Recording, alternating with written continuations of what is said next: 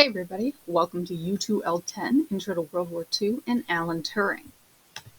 I know, there's not a lot of videos this unit that I make myself. I think this is the only one, which I guess is slightly depressing, but also a good thing you don't have to see my face as much. So learning target today, you're going to describe the social and political causes and main turning points of World War II. We'll briefly touch on it. It won't be super in-depth. And also identify major development in science, medicine, technology, and analyze their benefits and danger.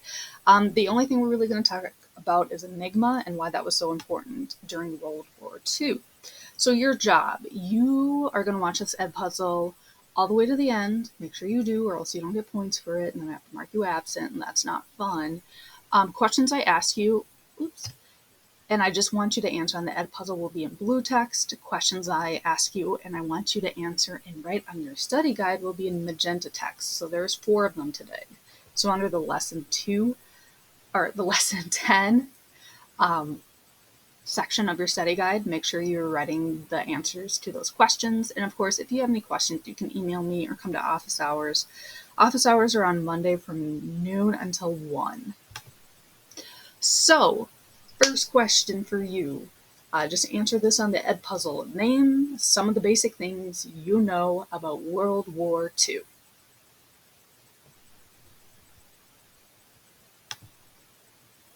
I mean, we could sit here forever and name off things about World War II. There is so much to explore. And a lot of you, well, hopefully all of you, learned about this during U.S. history or world history. You also probably touched on it in middle school. I'm just going to give you some of the very simple basics of World War II. If you want more in-depth information about World War II, you can certainly read the Britannica page about World War II. You'll spend many hours reading that. Or you can let me know. I'll be happy to share with you some of my videos that I make for my world history class. All right, so basics. It was from 1939 until 1945, and it was the Axis powers versus the Allied powers. So on the Axis side was Japan, Italy, and Germany. On the Allied power side, it was France, America, Britain, and China. Or not China, Russia. Well, actually, it wasn't called Russia back then. It was called the Soviet Union, but you'll get it. All right, so again, so Adolf Hitler, this dude right here, he was in charge of Germany. Benito Mussolini was in charge of Italy. Hirohito was the leader of Japan. For allies, France was a hot mess during World War II. So there were multiple leaders, and France fell to the Axis powers, and France just did not do well during World War II. But at least they were on the winning side. For the Soviet Union, the leader would be Joseph Stalin. That's that dude right there. Great Britain, we got Winston Churchill, who's that dude right there. In the United States, you have Franklin Roosevelt, or FDR for short, who is right here. And then he dies right before World War II ends. So Harry Truman is the guy who kind of jumps in. And he was the vice president, so he became president. And he's the dude that dropped the atomic bomb. But we will talk about that when we watch In This Corner of the World. So we are not done with World War II. We will continue that into Unit 3. So before the war, in 1931, Japan invades parts of China. The reason for this is because Japan really wants oil. So Japan as a nation, geographically, it's very mountainous and does not have a lot of natural resources. So they're invading China, and the Europeans are not happy about that. The Chinese aren't happy about that either. In 1935, Mussolini invades Ethiopia, which is part of Africa. I think I show you a picture on the next slide of that. And then in March 1938, Adolf Hitler and the Nazi Party take over Austria. And Hitler wanted the German-speaking part of Czechoslovakia as well. And France and Great Britain were like, okay, Hitler, you can have this chunk of Czechoslovakia if you promise not to invade anything else. So they really hoped that Hitler wouldn't make any more demands, but unfortunately for them, that does not stop Hitler, and he ended up taking all of Czechoslovakia. God, that is a hard word to say. Okay, here's a map, by the way, of Ethiopia that Mussolini came in and took over. So it's right here in kind of the Horn of Africa. All right, and then here's also a map of Japan taking over China. So you can see everything in this kind of like grayish blue color is Japan taking over China. Again, mostly for oil, also for labor. We could spend like hours talking about it, but we won't. All right, so Hitler, he's like, I got Austria, I got Czechoslovakia, I want Poland. So Great Britain and France offered help to Poland if Germany invades. They're like, hey, Poland, Hitler's totally going to come after you. We're going to give you help. So on September 1st, 1939, Germany invades Poland, and that is the start of World War II. So first question I want you to write in your study guide is write, how did World War II begin?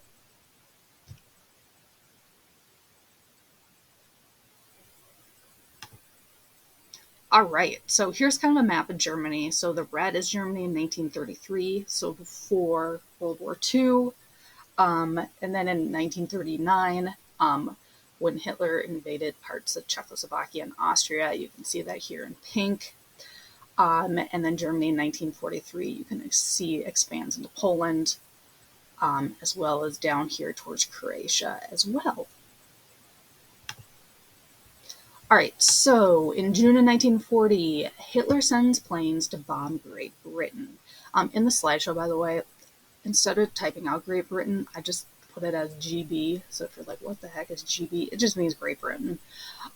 So Great Britain was actually pretty advanced. They had radar to detect the planes, and they shot down the majority of the German planes that would come over to Great Britain's territory.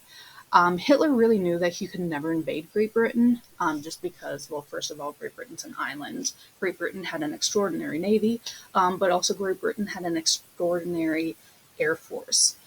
So knowing that fact, Hitler was like, you know what, I'm just going to bomb the heck out of London instead. So that's what he did. One of the big things that is in the Imitation Game is something called Enigma. And what Enigma is, it was invented by a German engineer back in World War I.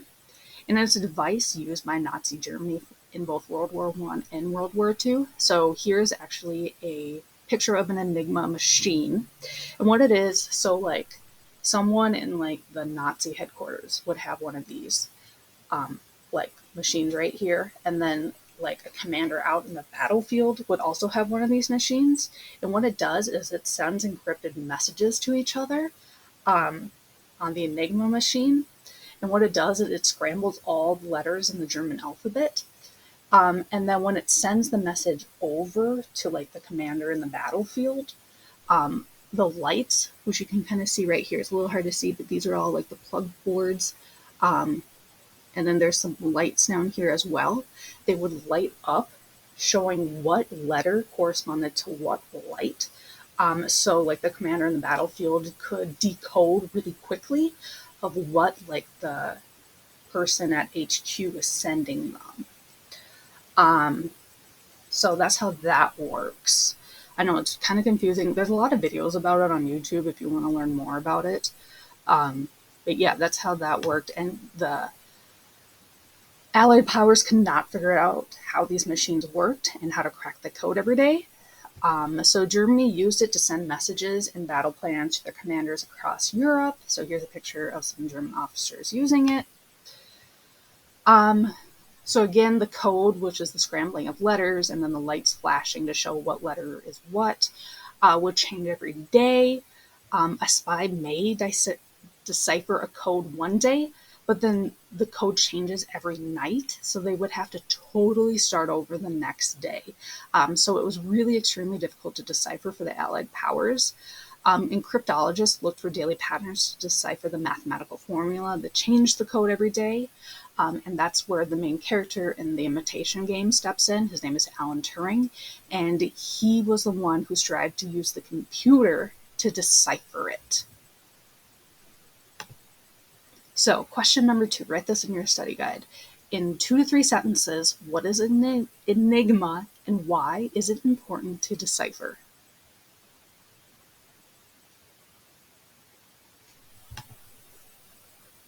All right, so let's talk about Alan Turing. So, he was a real dude. I know, like, when you watch, like, Gladiator, right? Maximus is not a real person, but in this movie, a lot of the storyline is actually true. So Alan Turing was born June 1923 in London, England. He attended the University of Cambridge and the King's College, which is like the best universities in Great Britain. He also published papers on something called the, oh my gosh, I'll try to pronounce this, Entscheidungsschem problem. It's German, okay? Don't judge me. Um, and what that was, it was an effective method for solving the fundamental mathematical problem of determining exactly which mathematical statements are provable within a given formal mathematical system and which are not. So that's how he became quite famous. But then he became even more famous when he started to try to crack the Enigma code using some of the first computer technology in human history. So he is also a pioneer that would become a computer scientist, um, learn more about artificial intelligence, cognitive science. I'm not including too much information because I don't want to spoil the movie because that would be sad. So another thing is in March 1951, he became a member of the Royal Society, which is like the best honor you could get as like an educated person or a scientist. So it was a prominent scientific organization. It was located in London and started way, way, way back into the 1660s. So this was quite the honor to have. But in March of 1952, so just 1 year later, he was charged with the crime of gross indecency. And that is just like a very vague way of saying that Alan Turing was charged for being gay. So, being gay in Great Britain was illegal way back from 1533 all the way up to 1967.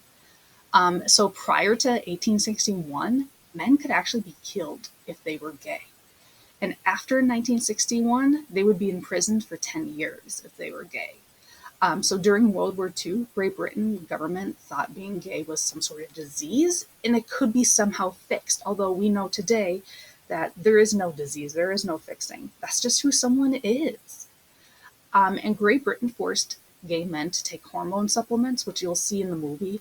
And that led to a lot of complicated physical health issues and also mental health issues because simply these people didn't feel like they belonged in society. Um, because he was gay, he also got kicked out of the government communication headquarters or the GCHQ. Although he was one of the most important and successful members of it. And after he came out as gay, he was not allowed to hold government positions anymore. This is kind of a cool statue that I found of Alan Turing. It's made out of slate. So, question number 3. Who was Alan Turing and how did Great Britain treat gays people prior to 1967?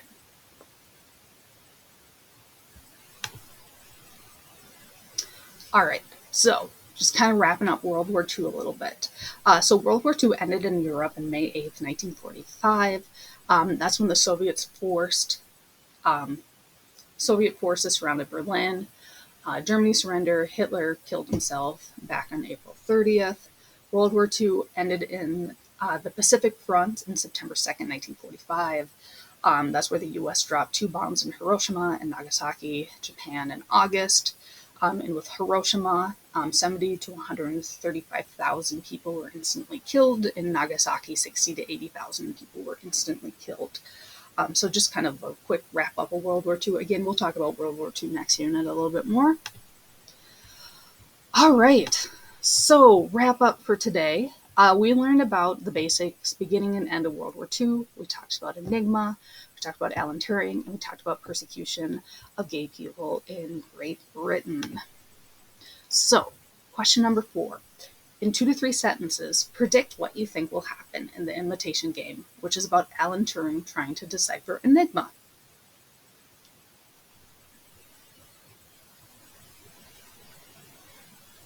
Okay. So next up, you're going to watch the imitation game. That'll take up lessons 11 through 14. October 30th, 31st, and November 1st, I have blocked off for you to work on your Unit 2 summative. It will be due November 1st at midnight. And also due on November 1st at midnight, it will be your Unit 2-L10 study guide. Tip, I posted a video of the directions on the Unit 2 summative of me explaining the details. It's just a good way to make sure you don't miss any information is to watch my videos. And the questions, comments, or if you want to learn more, feel free to email me or come to office hours. And of course, if you have any questions about the summative, email me. The sooner the better. Okay? All right, that's all I got for you today. See ya.